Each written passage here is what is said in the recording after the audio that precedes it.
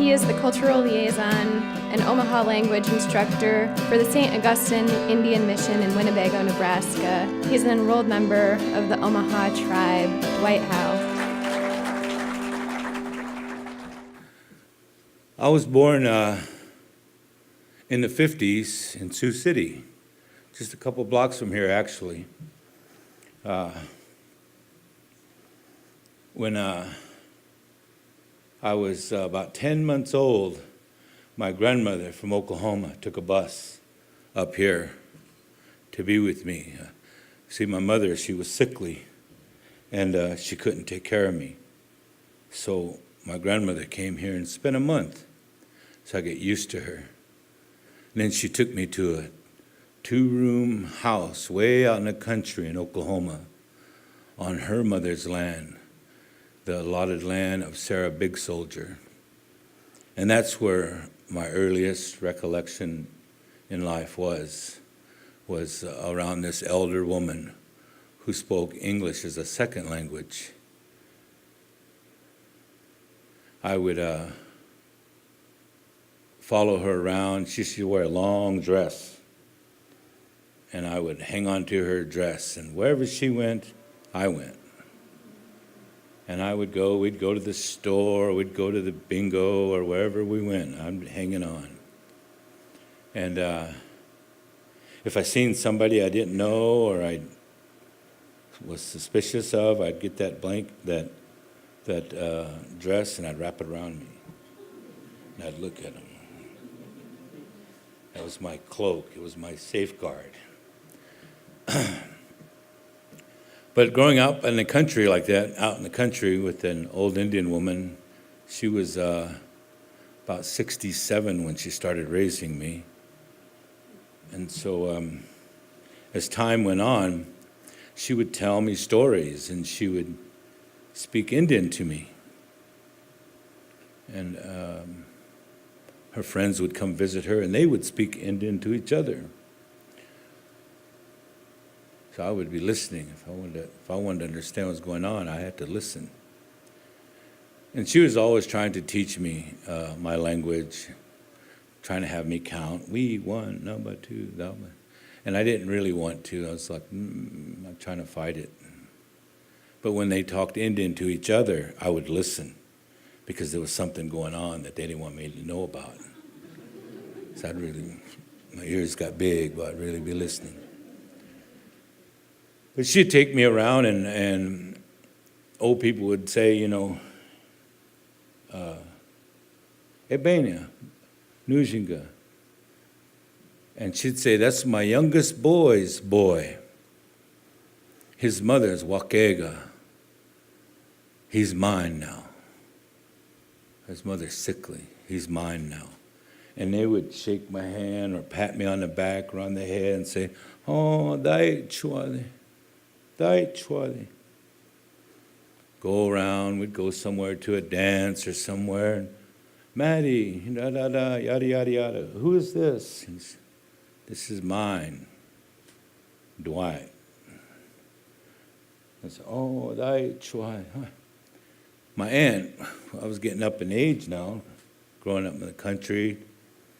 And she said, Mama, she said, he needs to go to school. I didn't go to kindergarten. I stayed out in the country. And she said, I'm teaching him. He knows things. And she said, you're going to get in trouble. He needs to go to school. So first grade came around. My cousins, they took me to the school. I knew where it was. It was 3 blocks straight from my house. And I had walked that several times with my cousins because there's a playground right across the street, a park. So I knew where it was.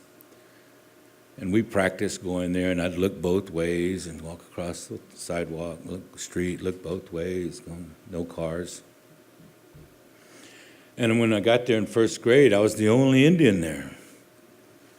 And I was kind of excited, because they had all these things on the walls. There was letters, A, B, C, D, and all these beautiful things. And we had to take a nap, but I didn't really take a nap. I just was looking around and had a graham cracker and a drink, and it was all good. Boy, when I got home, boy, Grandma was there. She's washing dishes. And I said, Grandma. I said, man, that was first day of school. I said, here's my lunchbox. I said, put it on the table. And I said, my teacher's name is so-and-so, and there's other kids there, and they had to introduce themselves. And I said, I told them that I come from Chiefs. And she said, yeah, Ega, that's right. I said, yeah, I told them that Istamaza was one of my grandfathers, Iron Eyes, Omaha, Uda, yeah, Ega. And I said, I told him I came from Wegasape, Ponca. And she said, yeah, that's right. And I said, I told him also about Shudagache, smoke maker. She goes, good. And I told him my Indian name, because I stood up there in class and I said, my name, I got an Indian name. My name is Dwight Howe, and I got an Indian name. And I said, my Indian name is Dai Chuade, because that's what I heard all growing up. And she looked at me and she said, hey, you don't have an Indian name. What did you say? And I said, I told him my name was Dai Chuade. And she laughed and she acted mad. She said, you're not pitiful. You quit saying that. I thought that was my Indian name. I said, I'm Dai Chuade. But my grandmother had a way of teaching us things and telling us things for a reason. I had an older cousin. She was 2 years older than me. She was my immediate supervisor. And wherever I went, whatever I did, I had to clear it with her. But I kind of noticed when I was about 9, she was almost 12, and she was always fixing her hair. She'd look in the mirror. And Grandma noticed her too. And one day we were all at the Oval. They were staying, visiting, and it was starting to rain out, so we had to come in. And then she said, Gleam, sit. Giga, come over here, sit. So me and my cousins, there's about 3 of us, were sitting there. I knew she was going to tell us a story, because that's how I learned about my ancestry. And she said, Gacha was a bird. It was a long time ago. Way back there, Bahungadidis, way back there, ancient times, man was close to the earth, close to the Creator, Wakanda. They could understand all things. They could understand animals. And this man was watching these animals converse. And Gacha was saying, I think I'm about the most perfect animal there is. I've got the beautiful feathers, beautiful tail, I can fly. I'm sorry for you, Manchu. You're on 4 legs, a bear, you kind of go around. And you, Mikasi, with your coyote, you just have to go here and there. And I don't even want to talk about you, Mr. Skunk. And then one day, the Ishtinike, the monkey, said, boy, I'm sure tired of that bird bragging on himself all the time. Oh, it's talking about his feathers, this and that. Yeah. I'm going to teach him something. You guys all got to help me. And one day that Gacha landed.